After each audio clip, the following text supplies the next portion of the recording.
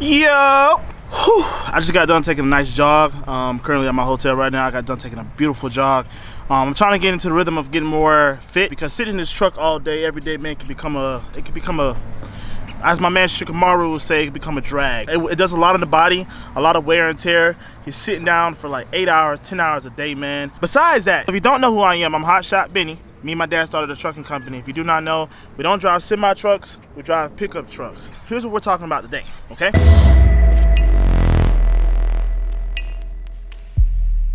First of all, if you're brand new to the channel, man, welcome to the channel, man. I appreciate you for being here in the first place and even clicking on my video today. So I know a lot of you probably heard in 2022 they're changing up the rules to get your CDLs. It's not gonna be the same like it is now, how I got my CDLs. So if you're underneath the GCWR of 26,000 pounds with your truck and your trailer combined, that's what the C stands for, combination, combined.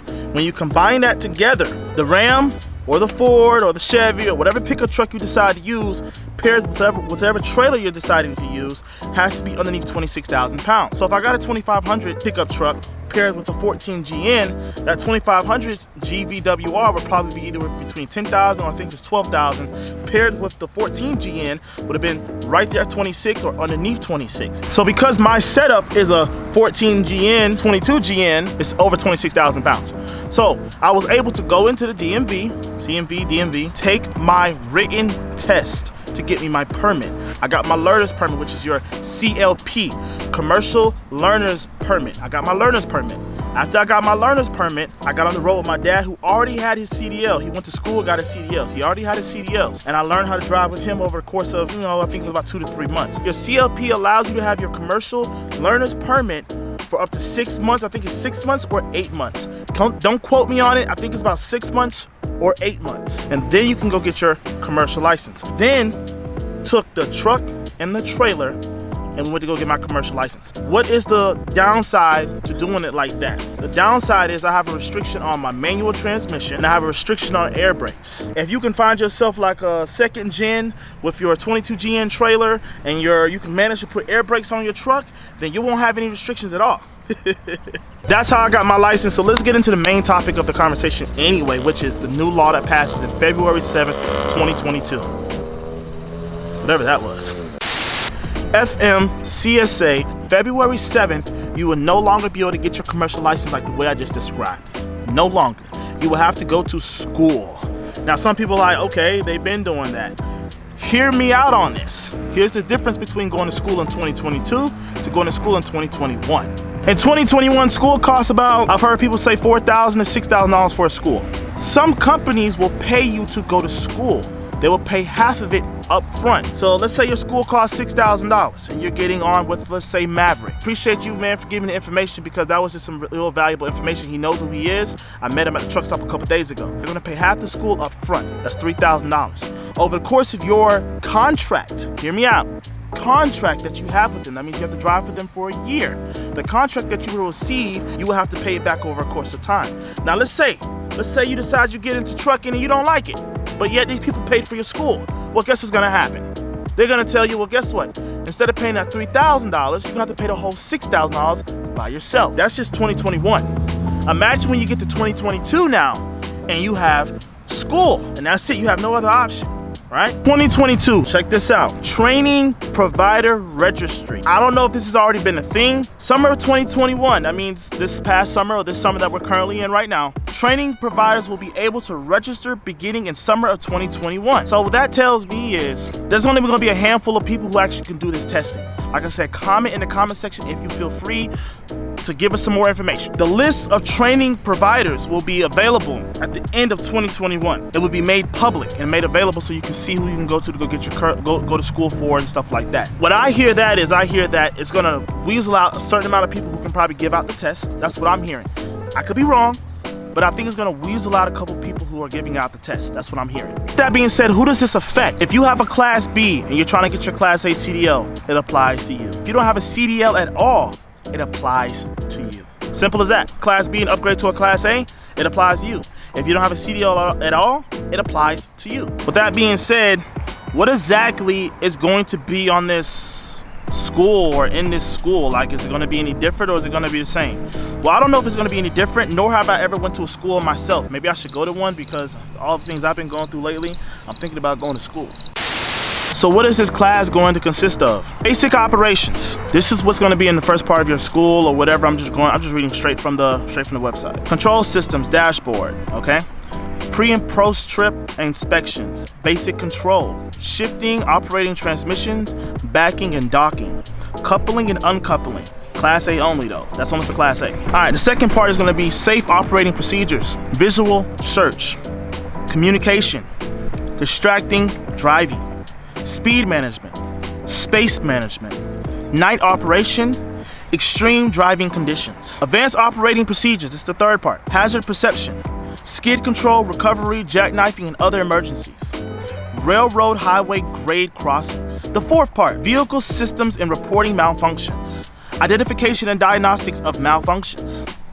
Roadside inspections and maintenance. Number 5, non-driving activities such as handling and documenting cargo, environmental compliance issues, hours of service requirements, fatigue and wellness awareness, post-crash procedures, external communications, whistleblower, trip planner, drugs and alcohol, medical requirements. And if you didn't get all that, I'm gonna drop a link in the description so that way you can click on it and go find out for yourself, okay? Now, let's get to the meat of the video. I think this is my favorite part that I found out. Tell me what you think about it in the comment section. I think that it's legitimate. I think it's a loophole to get around all of this, but hey, I don't know. If an applicant who obtains a CLP prior to February 7th, 2022 obtains a CDL before the commercial learner's permit or renew CLP expires, the applicant is not subject to the ELDT requirements. What them boys just say? What they just say? They literally just said, if you go to school and take a written part of the test, which is literally 25 questions on both tests, you take the written part of the test and get your permit. You get your permit, people. Before February 7th, you will be exempt for the ELDT requirements. So that means you do not have to go to school. Am I hearing that right? Am I hearing that right? I think I'm hearing that right. Drop it in the comment section if I'm wrong.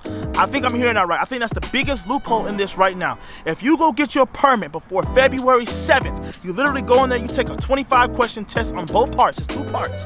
You pass both parts, you get your permit. I think I'm hearing that right? On a serious note though, for real guys, for real. I know y'all up there like, on a serious note though, if you get your permit before February 7th, I believe you have 6 to 8 months before you can go get your CDL. So that means if you got a buddy with a truck, or you got somebody with this, or somebody with a truck that can lend you a hand, I believe you can go take your test in that truck. Now I would suggest you go do it in a semi truck and don't do it in no pickup truck, so you won't have any restrictions on your license. Go do it in a semi truck. But I believe, people, that it's a loophole to get around all this thing right now. Now I'm not saying that it's an amazing thing, because some people really need to go to school. Like for instance, I'm not gonna lie, I'm thinking about going to school just so I can have a little bit more knowledge. Okay, I'm not going to school, man. I'm not going to school. I'm not gonna say nobody deserves to be out here. Even if you took your test the way I did it and you got your license the way I got mine, you still had to work hard. You still had to teach yourself. You still had to study for the test. You still had to study how to drive, learn how to drive, back up, whatever. Even if it was passed down from family to generation, you still had to go take that test. You still had to go pass. Me, I'm naturally gifted at driving. I'm just naturally gifted at driving. I've been driving vehicles, go-karts since I was a little kid. That was just my dream when I was a kid, used to be a NASCAR driver. I just love to drive. That's just something I'm just naturally given at. That's just my natural gift. I could drive for a long period of time, non-stop straight, if I really had to. But I really think that this is gonna help out a lot of people, because really what's been going on back in the 90s, according to a couple OGs out there, the laws with trucking used to be so much relaxed. The laws with trucking used to be so just chill. But with all these new guys like myself coming into the game, not really knowing what they're doing, getting into accidents, killing people, like the stuff that happened in Dallas, all the stuff that has happened around the world, they're trying to put their foot down on the people who are not really doing or taking the necessary steps to take this serious. They're really cracking down on folks. Now, the sad part about it is prices are gonna go up. I'm estimating anywhere between $8,000 to $10,000 for a school.